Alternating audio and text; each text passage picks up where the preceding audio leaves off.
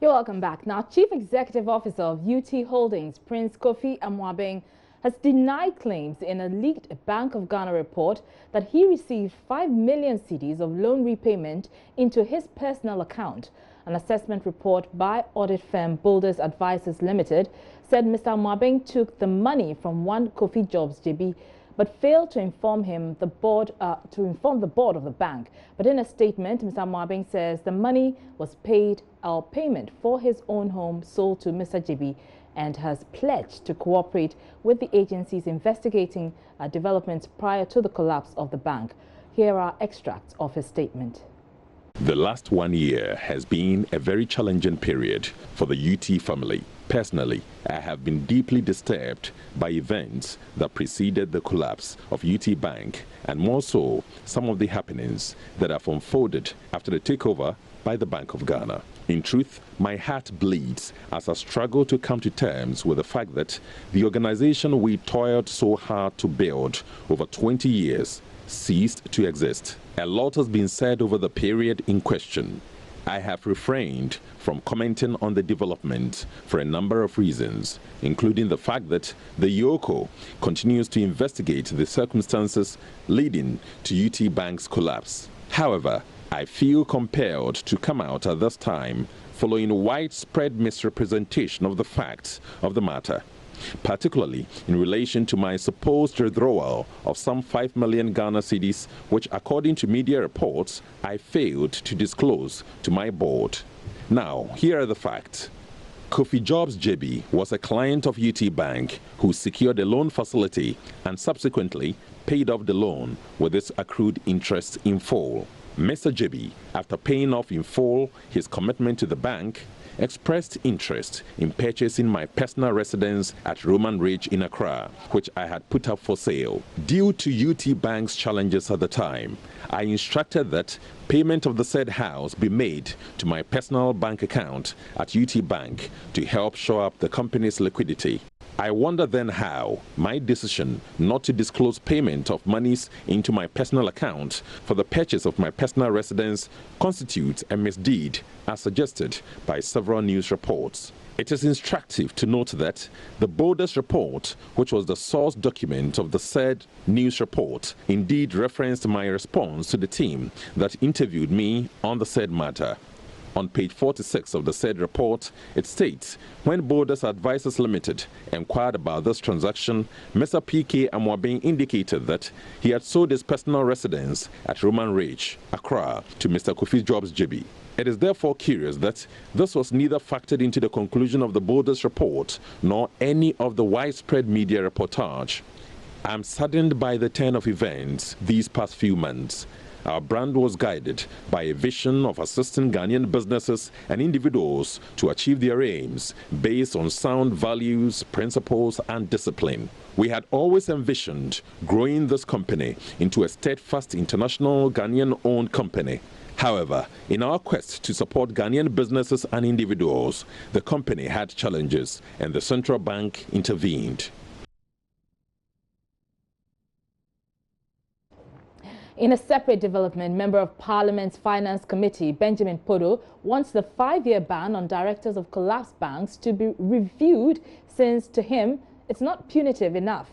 Former directors of the 5 banks which were closed down by the central bank may struggle taking up new jobs in the banking sector for at least 5 years. This is because the Bank of Ghana is currently applying its fit and proper guidelines recommended in the Eagle report on the collapse of the banks. But speaking on upfront, the Ho Central MP insisted the enormity of the crime requires stiffer punishment to serve as a deterrent to them. You are found to have been culpable of this kind of thing. I don't see how a future Bank of Ghana will approve your appointment as director of a bank, save for the time limit that has been recommended for a particular punishment meted out to 5 years. A particular director. Is it punitive enough, 5 years? No, I don't think so. You don't I don't think so. But the law is what should operate. You know, we cannot suggest that people should be crucified for life. No, that's not crucifixion. We're just saying that mindful of the enormous nature of your conduct in the office. They have committed a particular crime. But when you look at 5 years, I think in this particular case, it sounds too small for me. But they may be operating within the reasons that they have discovered as being responsible for them. So your reason for saying it's too small, is it because of the enormity of the issues in this case? Yes, it is because of the enormity. That's why listening to, but you see, I haven't got all the facts yet, and that is why we are asking for the committees to bring the reports to us. If it is true, all what we have heard, all what we have heard are people throwing reports here and there. But we want the committee, we want the various bodies to come and give us the real facts, the specific facts. I get that point, but I heard you saying if it is true. Yes, if it is true that somebody has taken $10 million in a bag and flown to Zimbabwe for a business, I think 5 years will be too small for him to return.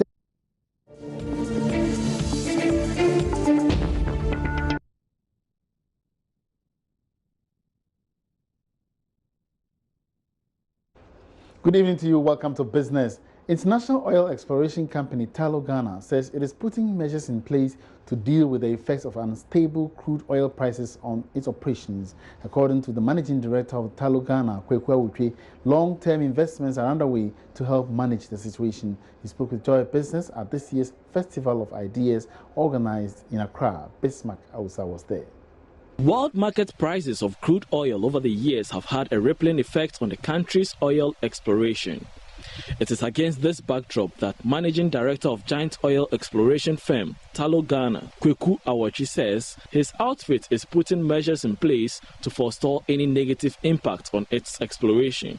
Speaking on the sidelines of this year's edition of Festival of Ideas organized in Accra, Mr. Awachi said management is working hard to safeguard its activities in the oil sector. I think the whole idea is to share ideas and inspire us to think about how we can do more and achieve more and create more. You know, at this point in Tullow's phase of growth, it's very much about positioning for the long term. So, you know, you want to be ready whether prices go up or prices go down. You want to think long term. How do you stay competitive? Touted as Ghana's flagship business conference, the event brought together high-profile personalities to share ideas on how to leverage innovation and best practices to improve local standard of living. Meanwhile, founder of International Central Gospel Church, ICGC, Dr. Mensa Otabo, has made a renewed call on government to pay special attention to the private sector to ensure growth in the financial space. But the greatest way to break the siege is to empower the lepers to go out to the Syrian camp. That you have to empower individuals. Now, empowering individuals is risky, but that is what has made the difference. Even a totalitarian nation like China has broken the siege. The future of our growth will not be in our government or even our state institutions. It is going to be private people who create the opportunity and make it possible for others to be pulled along. The 2018 edition of Festival of Ideas was on the theme Leveraging Strategy, Technology and Best Practices. Bismarck Ausa, Joy Business.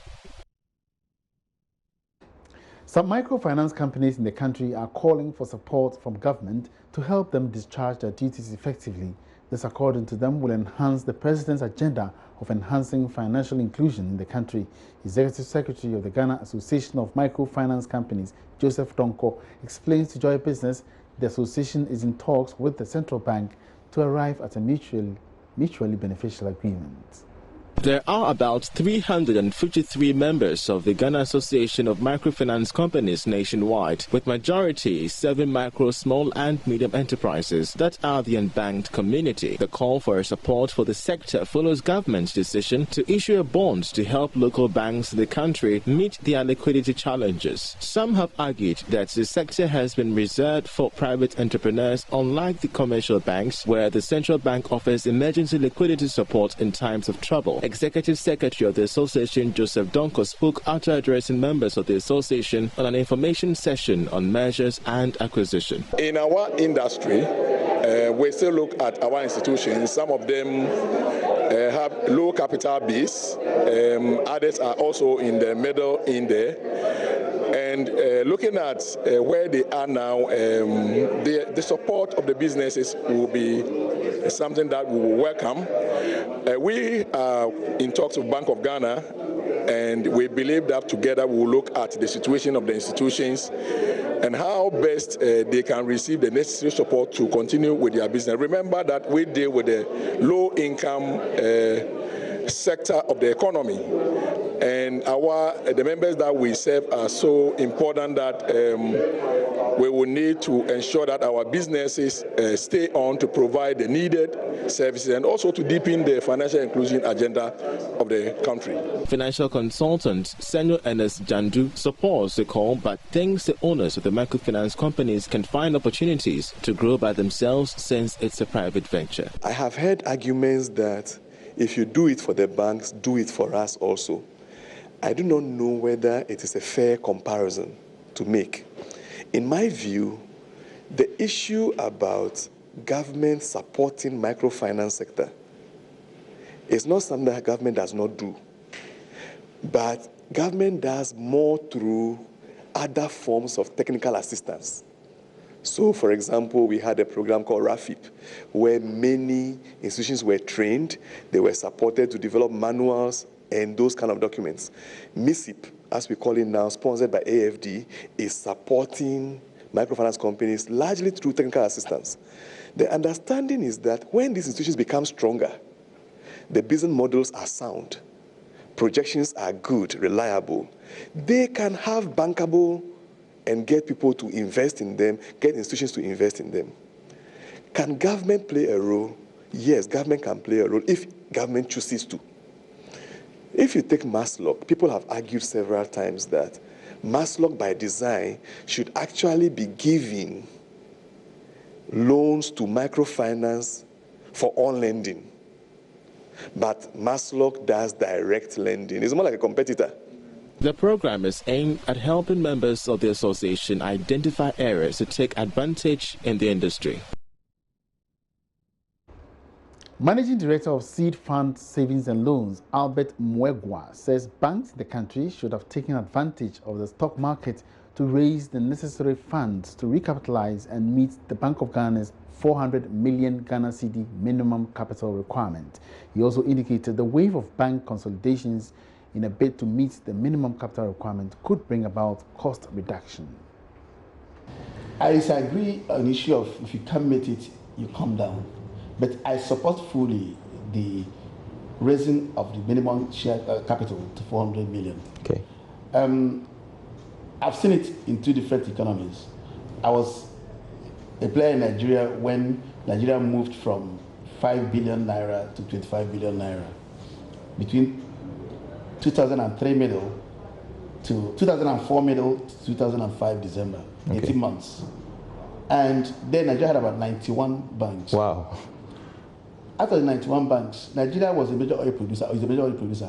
We couldn't play in the oil industry because if a company comes to say, I want $12 million to buy a fairly used upland oil rig, the oil industry could not raise it. Whoa. It was small. But once this consolidation came, we took it as a challenge, and many Nigerian banks went to the market to get money. In so doing, we achieved two things. We deepened the capital market because at the resulting end, we now ended up with Nigerian 25 banks.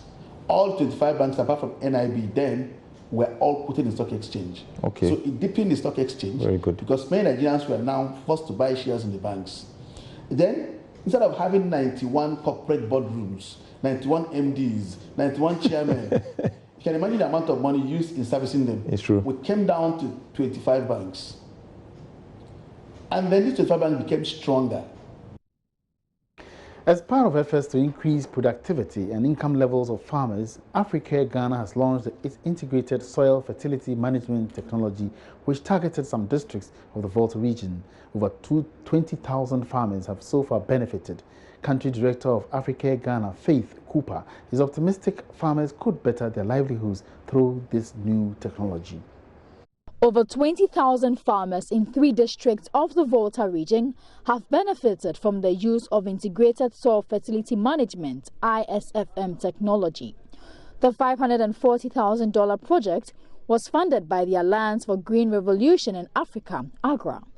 The beneficiary group reported an average revenue of 8,125 cedis from maize sales per hectare and a significant reduction in land degradation, as well as an increase in the income levels of smallholder farmers. The project's implementation was designed to engage all partners along the value chains, with the district's agricultural service in the lead. Programs Manager of Africa, Hazel Hisford, indicated that the project has impacted well in the region, realizing the objective of increasing productivity and income. We have had a tremendous effect. In the first phase, from 2011 to 2014, we trained over 33 farmers in ISFM, and our impact assessment can reveal there was a tremendous. They used to have about 3 bags of maize for an acre, and now they are getting about 8 bags, 9 bags of maize from the same piece of acre. We are calling on all partners to get on board, because the farmers in the region have realized the kind of benefit that they are getting from the ISFM project. So we want to also get all stakeholders on board, government, donor partners, development partners and all that, to come on board, to come and partner with us, to move this successful story to other regions. And that's all in business tonight. Many thanks for your company. My name is Emmanuel Abuaji. We have more business news. Log on to myjoyonline.com/business. Have a great weekend.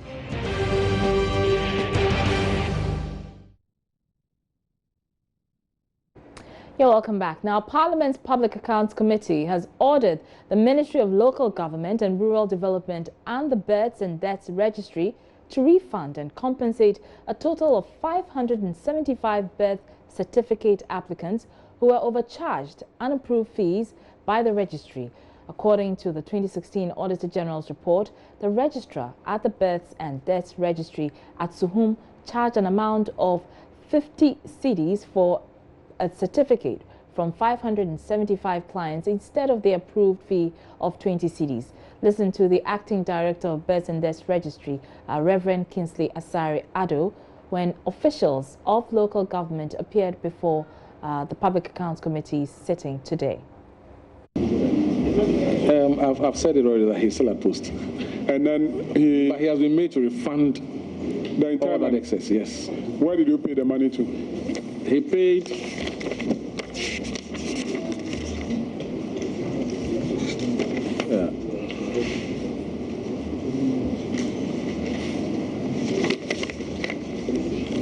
Appendix 66. He paid into the consolidated fund, and he has the receipts to that effect, and he has clearance.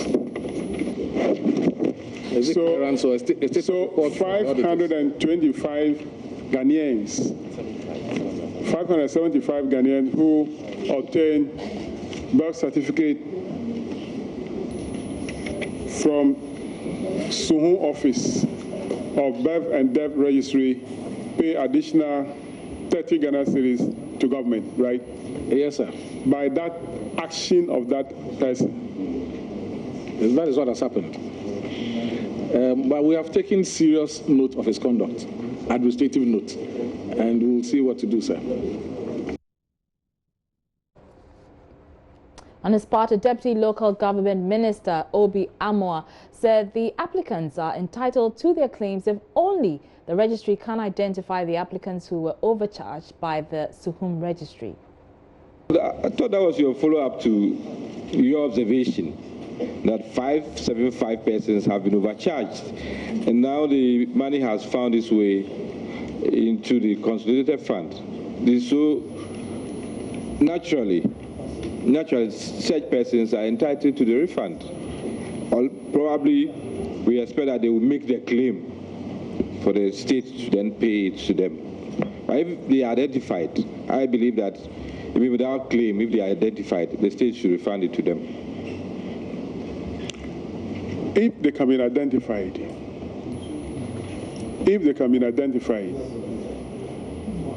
we will do that recommendation, but I'm not sure if they can be identified. Why not, Mr. Chairman? If there are sufficient information at the registry to get them, to contact them. Yes. Okay, so to be fair to those 575 Ghanaians who have registered their or obtained the certificates, we are directing that the Ministry of Local Government take steps to locate those 575 people and then refund the money to them. Yeah. Now, second Deputy Speaker of Parliament and NDC presidential candidate hopeful Alban Bagbin has waded into the controversy surrounding the alleged endorsement of former President John Mahama by some members of Parliament. According to Mr. Bagbin, although supporters of Mr. Mahama's candidature had indicated that 94 NDC MPs endorsed him for the party's flag bearership slot, 50 of them who signed the document to endorse the former president informed him that they had been misled. Mr. Bagbin has been speaking to Joy News on the sidelines of a courtesy call he paid on Asogli chiefs in the Volta regional capital Ho to ask for their blessings. The gospel of truth, the gospel of doing things right, the gospel of really representing our people and serving and sacrificing for our people, not over them. I am in Parliament. I am aware of what happened in Parliament. Recently, a group of young MPs came out to say that 94 of them had supposedly signed a list, and that list was said to be in support of one of the yet to be declared aspirant for the position of the flag bearer. Definitely, I would not want to go into details, but treat that as part of the propaganda politics that we have in this country. Because after that number, about 50 of the NDC MPs came to me in my office to tell me that they were not told that that list was meant to be used in support of His Excellency the former President John Dramani Mahama. Now, the Archbishop of Cape Coast, Most Reverend Charles Palmer Buckle, has condemned extravagant funerals, saying Ghanaians waste too much resources on the dead. The Archbishop wants people to adopt the practice of burying their dead relatives within the first or second week after their passing. Whilst commending the family of J.H. Mensah for organizing his burial within 40 days, the Archbishop admonished mourners gathered at the Accra International Conference Center to rather spend on the living. He was delivering the sermon at the funeral service of the late former senior minister who died at the age of 89. Maxwell Agbaba has more in this report. The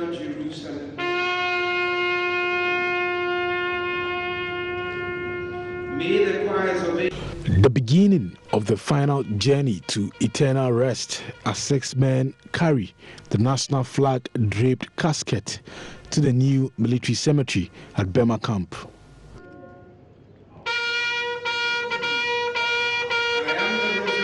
We're currently here at the forecourt of the State House, where family members, friends, and politicians are gathered to continue with the final funeral rites of the late senior minister. Earlier, we were at the Accra International Conference Center.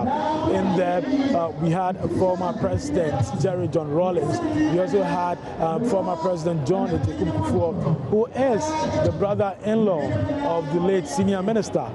Former President John Mahama was also in there. President Kufuor, in his eulogy to the late senior minister, described him as modest and a man disdainful of extravagant spending. Suddenly, out of the blue, came news of his arrest for what turned out to be an innocuous piece of pamphleteering involving his longtime associate I.C. Quay and Dr. Buzia's private secretary, Kwame Karikari. They were arraigned before the Accra Circuit Court, presided over by His Honor Maximus Atafin, on a charge of sedition against the military government. I was one of the lawyers for the defense, both of the trial court and on appeal, where he was eventually acquitted and freed. This was the case in which he was characterized as the first accused, which I adopted as my term of endearment for him. President Kufuor also stated the late J.H. Mensah suggested the double-track system over a decade ago as a way of utilizing school infrastructure, which usually lies dormant nearly half of the year. Today I can recall, as if it was yesterday, his thoughtful observation that the country needed to find a way to employ the infrastructure of our schools, which lies dormant for nearly half of the year. J.H. instinctively pointed over a decade ago to the double-track system that the nation is about to experience. That was the measure of the man, insightful and perceptive. The Archbishop of Cape Coast, His Grace Charles Palmer Bakil, did not mince words when he said that Ghanaians have been wasting so much money on the debt. He admonished mourners gathered at the Accra International Conference Center to rather spend their resources on the living. Please, let us all do well and do everything we can to bury our loved ones within 1 week or 2 weeks of their death. Lying interminably in the mortuary in that cold is not very pleasant for any soul that wants to be off to go to God. I believe we are wasting too much time. We are wasting too much money, and we are wasting too much resource on burials and funerals in Ghana. I didn't hear any say.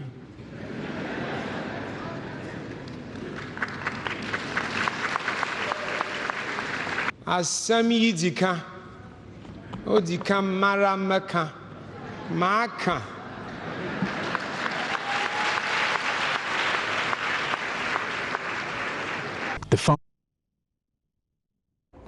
Now, some law students who sat for the postponed entrance exams to the Ghana School of Law have accused the Ghana Police Service of intimidating them as they wrote their papers.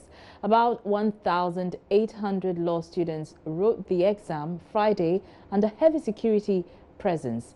The increased number of police personnel deployed to the University of Ghana became necessary after a group of concerned students allegedly incited their colleagues to boycott the supplementary exams. Some of the students had called for the cancellation of the entire July 14th examination after the papers and the marking schemes were allegedly leaked. But contrary to plans to stage a walkout of Friday's examination, the students sat through the entire entrance exam. Some of them shared reasons for their decision with Joy News. Everybody was afraid that some section of the students will get up and others will write. And so this also has to do with people's future.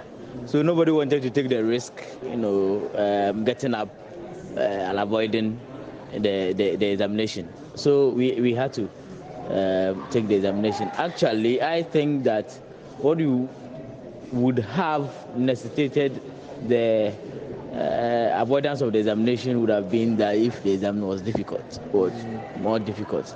But this was law, constitutional matters in the forum. So I think people were okay. And so everybody was calm, wanted to write. Let us write. After all, we called for it. Yes. So that is why we wrote. We have taken part in the exam, but if you look at the atmosphere, why do we write exam under the watch of the police in this modern Ghana, under a constitutional rule as student lawyers? I mean, it's big disgrace to the entire country that where we have come so far, visit countries like Liberia, Rwanda, Gambia, and co, which are looking up to Ghana. They don't do this.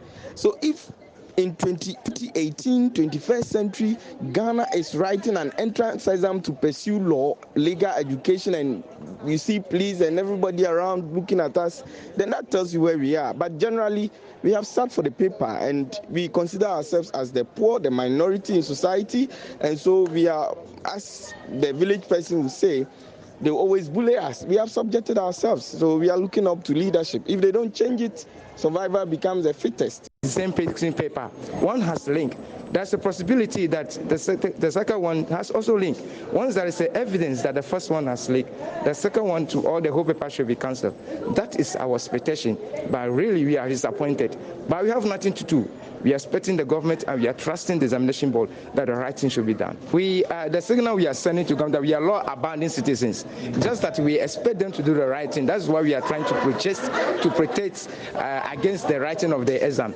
But once we are law-abiding citizens and the people who are undergoing training to become legal personalities, we must set the example to the world that indeed we are law-abiding and we have to do the right thing. That is why we have written this exam, just to signify that we are law-abiding citizens. That's why. Let's stay in the tertiary sector because authorities of the Kwame Nkrumah University of Science and Technology, KNUST, are bent on going ahead with its newly introduced policy to convert all male halls into mixed halls, despite the opposition by some alumni. This comes even after some alumni of the Katanga Hall obtained an injunction against the university's decision. In a rare case of unity of purpose, Katanga and Continental embarked on a demonstration against authorities of the university dubbed Continental Demo over the conversion. These halls have gained a notorious reputation of engaging in violent clashes. This time round, their interests are aligned, singing the same chorus: "We don't want females in our halls." Love FM's Kwesi Deborah has more.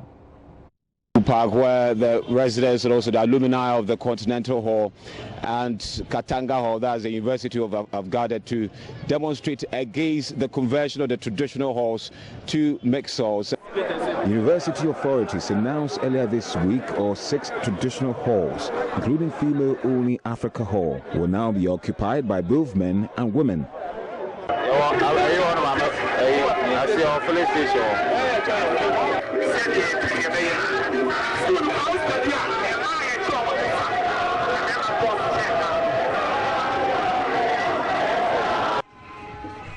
The protesting students and alumni went on a march today in Kumasi, following a similar one in Accra last week.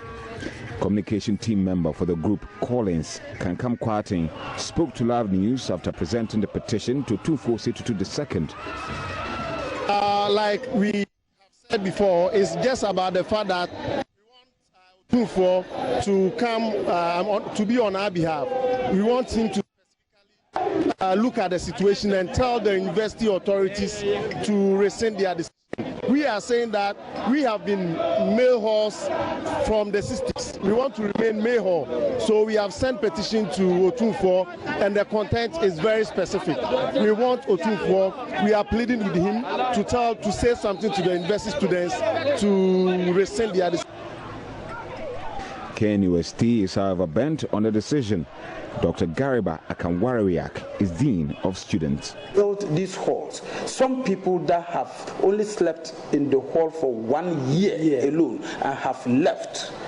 are preventing females from coming, I don't think that we'll be doing justice to the Ghanaian public. And we should put pride aside. Okay. I would also want to ask, when the energy crisis came up, okay, and all the halls were buying generators, CAT didn't have money to buy a generator. It was the university in its own wisdom that purchased the generator for University Hall, okay, so that they could then spread it out over a long period. Okay. At a point in time, the committee of hall administrators were contributing money from the various halls to come to the aid of University Hall. Okay. As we speak, the university is putting so much money into renovation works. No alumnus has come. They are supposed to be celebrating their 55th, anniversary. All the programs we haven't seen organized alumni. Okay. When the alumni, or when the students go to Legon and misbehave, and it becomes national news, the alumni have no voice. We never hear of them. When last year, Unity was alleged to have gone to University of Cape Coast, and a student got maimed from that university. Alumni didn't have any voice. Reporting for Joy News, Kwesi Deborah. And I'm Mara Kumsa. Now, the Ifutu Traditional Council, led by the paramount chief of the Ifutu Traditional Area, Nenyi Gate VII, Friday met authorities of the University of Education, Winneba, to push for peace and development in the university and the Ifutu Traditional Area. The Traditional Area says it wants to play an active role in the affairs of the university to help the university to develop. Factions have emerged over who should lead the university after an assemblyman, Supi Kwaira, took the principal officers of the university to court, citing various breaches of the relevant statutes of the university and the constitution. But the Traditional Area wants peace to prevail for the sake of the students and the development of the university. Richard Kwejunyako has more.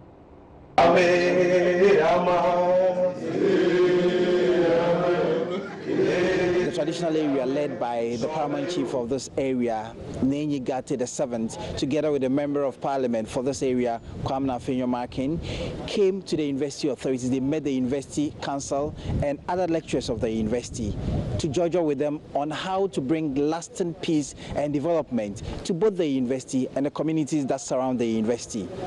Nenyi Gate, in his speech, asked the university to support the development of the community, since the only occupation they are engaged in, fishing, is not now a thriving force in this area.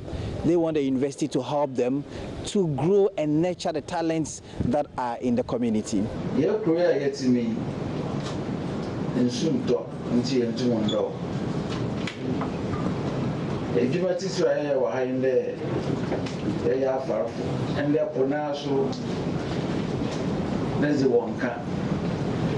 Inti no chede abrabo yetin inti mbenta fono fa nyanche kwan bi de ho ma otum wo beji pa nkakra wa ha ono so wo bodo awombo.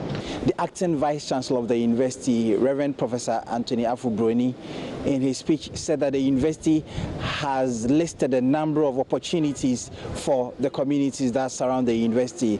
Notable among them are employment opportunities and other good opportunities. They want the members of the community to get themselves educated, especially the young ones that are coming, to take advantage of the basic education schooling that are around this area. They also want them to take advantage of government-free senior high school policy. I want to encourage you who can afford it to take loans and to build hostels and accommodation, because I have been Pro-Vice Chancellor for 4 years.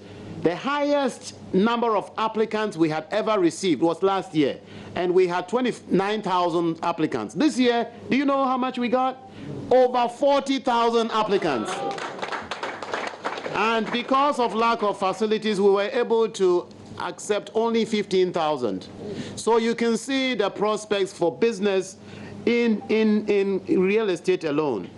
Designs have been completed and contracts are about to be awarded for the construction of 8 pavilions, each with 550 seat capacity. This is the time of reality, and we as a university pledge our commitment and resolve to work with Efutuman as equal partners to help provide increased access to high school for our children. From the University of Education, Winneba, my name is Richard Kwejunyakon for Joy News. Now, residents of Pandai are reminding the Deputy Roads Minister, Anthony Carbo, to fulfill a promise to complete roads in the community by July 2018. As it's 2019, I beg your pardon. As it stands now, the entire Pandai district has not been tarred, making transportation within the area uncomfortable and difficult. Jojo Kobina visited Pandai and reports that many commercial vehicles have refused to ply the route.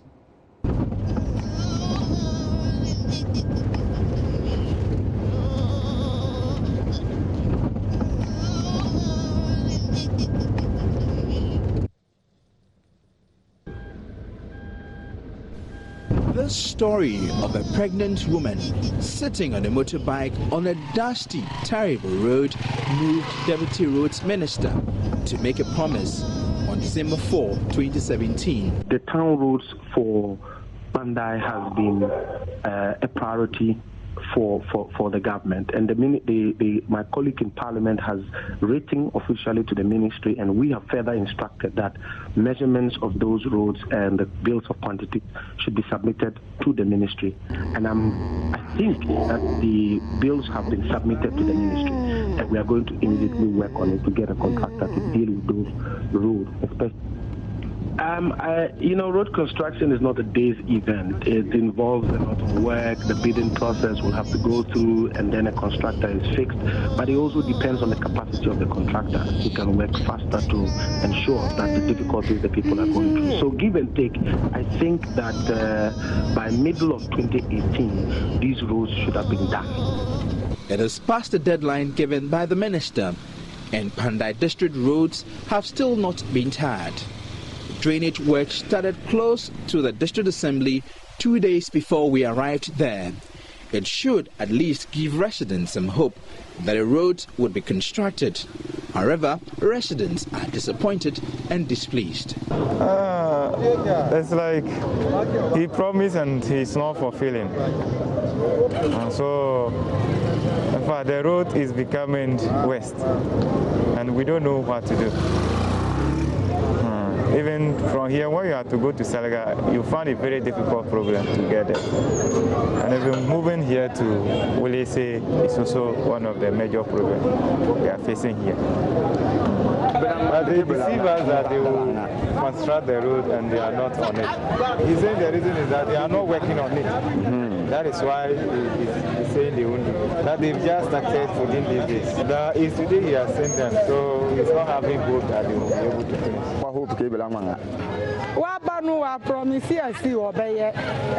They keep promising that they will fix the roads, but they always fail. The contractors come here and start working for 2 days, then they leave. Traveling to Salaga is difficult. Commercial vehicles don't ply this route.